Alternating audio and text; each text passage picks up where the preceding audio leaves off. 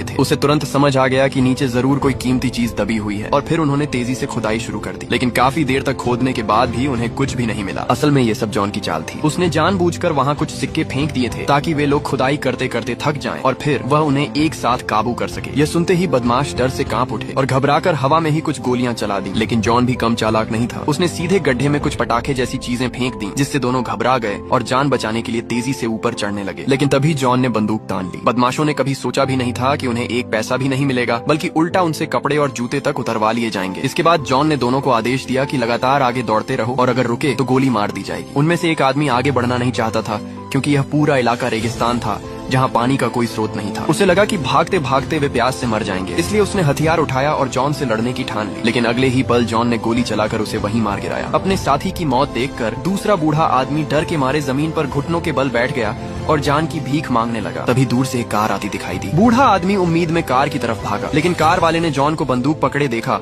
तो रुकने की हिम्मत ही नहीं की। मजबूरी में बूढ़े को जॉन के कहे अनुसार पहाड़ की तरफ भागना पड़ा। लेकिन कुछ ही कदम चलने के बाद वह फिर टूट गया क्योंकि उसे यकीन था कि वह प्यास से मर जाएगा। आखिरकार वह वापस लौटा और घुटनों के बल बैठकर जॉन से अपनी जान बख्शने की गुहार लगाने लगा। उसने कहा कि वह यहीं रहकर मजदूरी करने को तैयार है। बूढ़े की हालत और उसकी प्यास देखकर जॉन के मन में दया आ गई और उसने उसे काम पर रख लिया। कुछ ही देर बाद होटल की मालकिन नई खरीदी हुई कार में बैठकर वापस आई। बूढ़ा उसे देखकर बहुत प्रभावित हुआ और खुद भी कार में बैठकर देखने की इच्छा जताने लगा। लेकिन गलती से कार का हैंड ब्रेक नहीं लगाया गया था। कार धीरे धीरे ढलान की ओर लुढ़कने लगी। जॉन तुरंत दौड़ा, बूढ़े को एक तरफ धक्का देकर बचाया और खुद अपने शरीर से कार को रोकने की कोशिश की। इसी हादसे में वह हमेशा के लिए चलने फिरने की क्षमता खो बैठा। जॉन की जिंदगी जब पूरी तरह मुश्किलों में घिर गई, तभी उसका एक पुराना साझेदार वहाँ पहुंचा। उसने धोखे से जॉन के लिए गड्ढा खोदकर उसे उसमें दफन